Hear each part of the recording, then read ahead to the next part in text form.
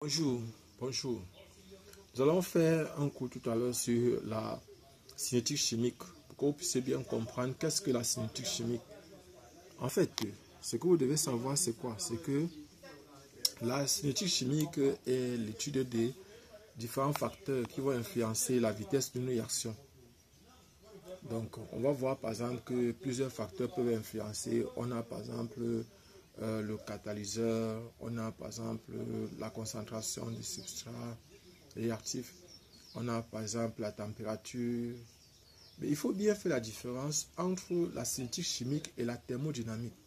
La cinétique chimique ne vient pas expliquer pourquoi la réaction est impossible ou possible.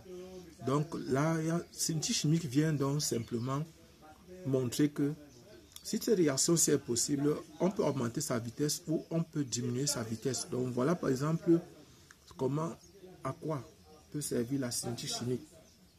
Donc nous allons donc commencer à expliquer. Nous allons donc expliquer par exemple ici. Nous allons donc expliquer ici comment on peut faire pour étudier la cinétique chimique. Donc prenons un cas où on a une réaction. Donc on a un réactif A qui va donner un produit B. Voilà un réactif A qui donne un produit B. Si on met ici petit a et ici, on met ici petit b, alors la vitesse, on va voir ce qu'on entend par vitesse instantanée. Instantanée. Vitesse instantanée.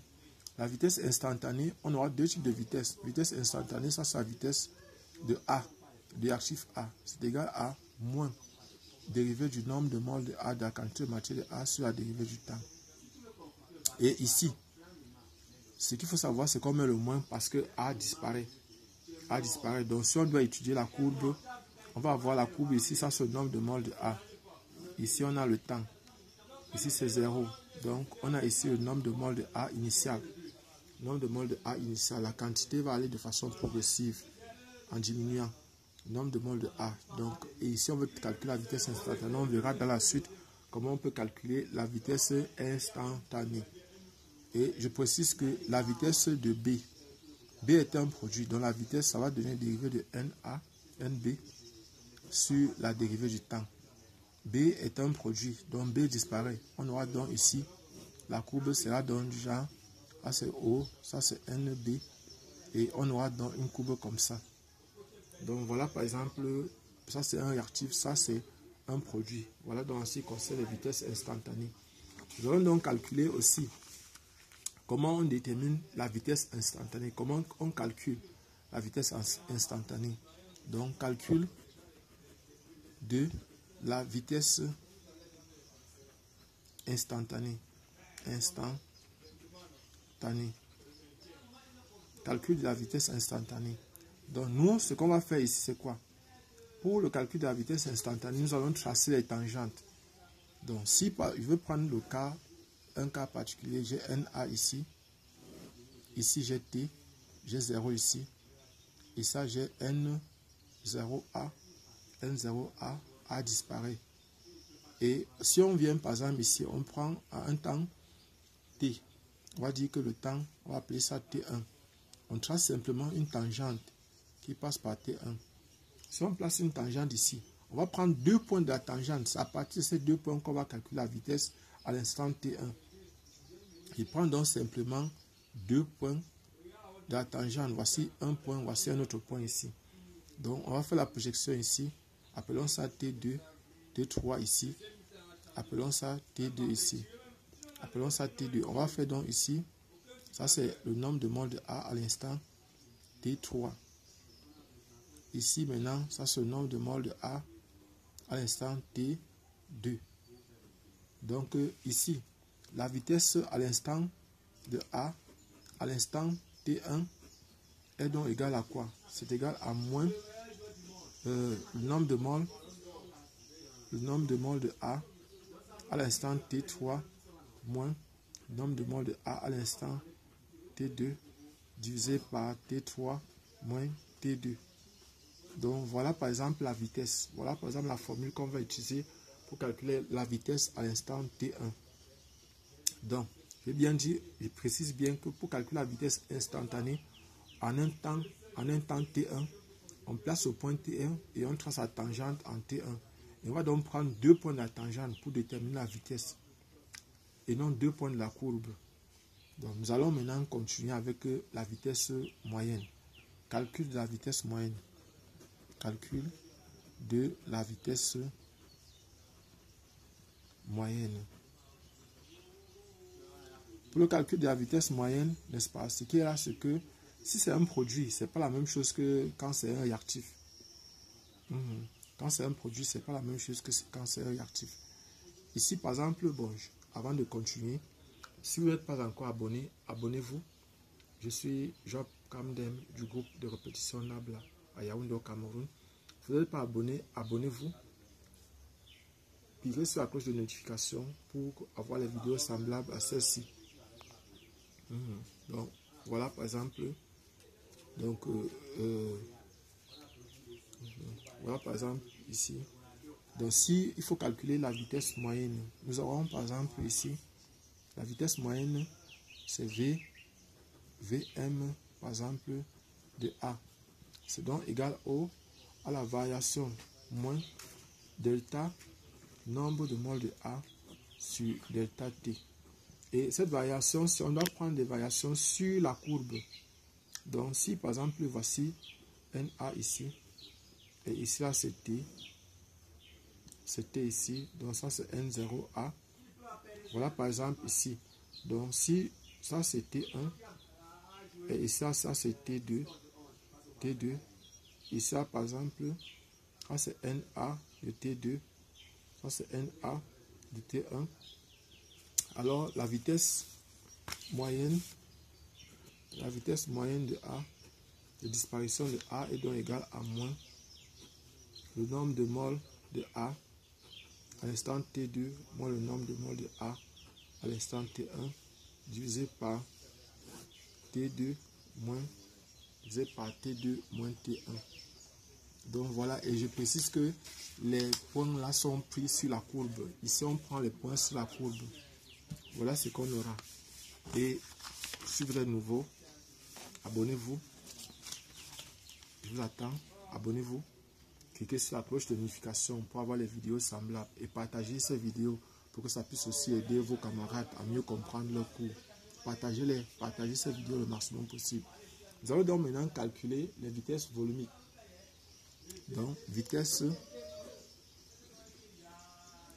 volumique. Vitesse volumique.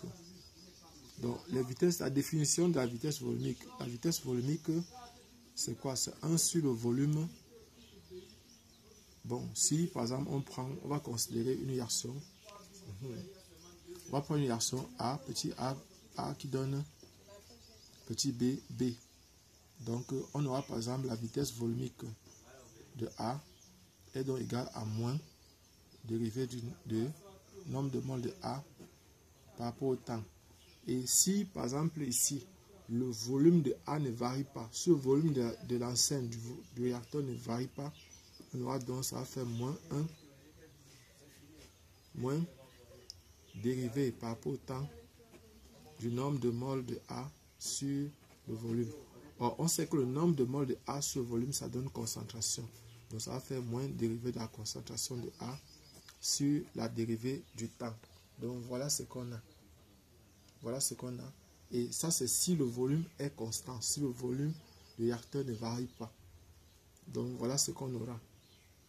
Bon, maintenant, ayant déjà les volumes dans les vitesses volumiques, dans la suite, pour déterminer l'ordre des réactions, c'est ceci qu'on utilise. C'est souvent cette vitesse volumique-là qu'on va utiliser.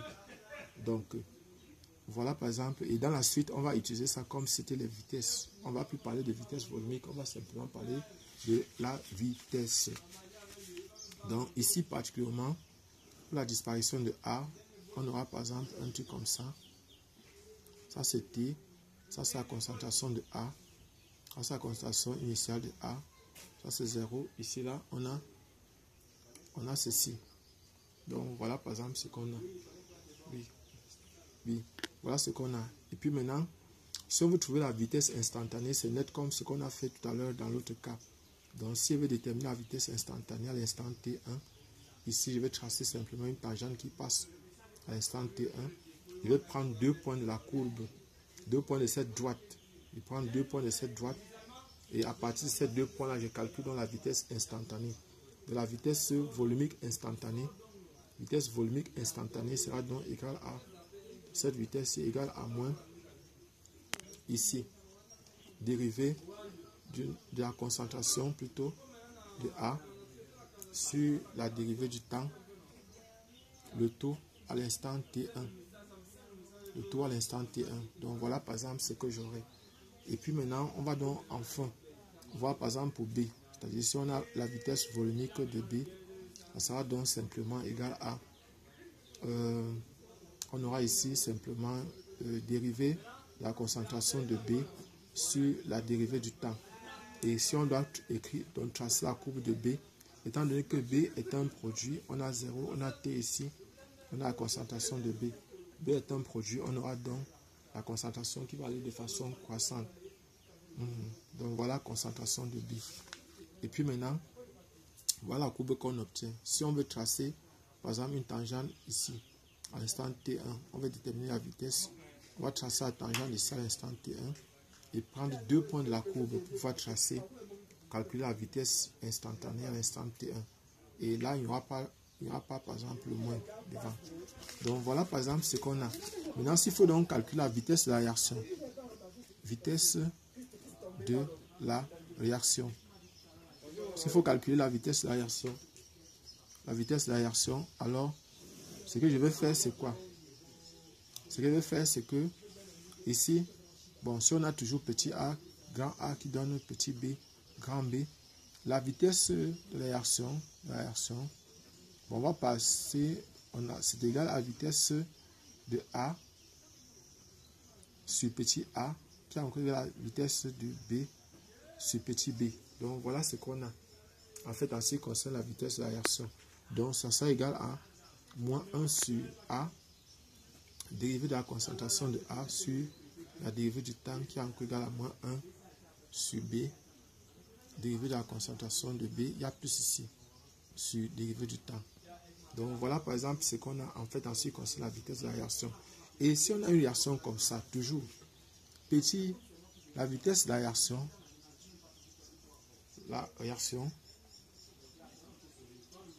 est égale encore à quoi? C'est égal à K. K qui est la constante de vitesse multipliée par la concentration de A à la puissance alpha. Et alpha ici représente alpha est l'ordre de la réaction. Alpha est l'ordre de la réaction et K est la constante de vitesse. Vitesse de la réaction. Donc, si vous voulez des vidéos semblables, faites-nous signe. Je suis Jacques Kamdem du groupe Nabla. Donc, et abonnez-vous, cliquez sur la cloche de notification si vous voulez des vidéos semblables. Merci. Et allez voir d'autres vidéos que nous avons fait sur la cinétique chimique ou sur les autres matières en biochimie, en physique, en chimie, en mathématiques. Merci.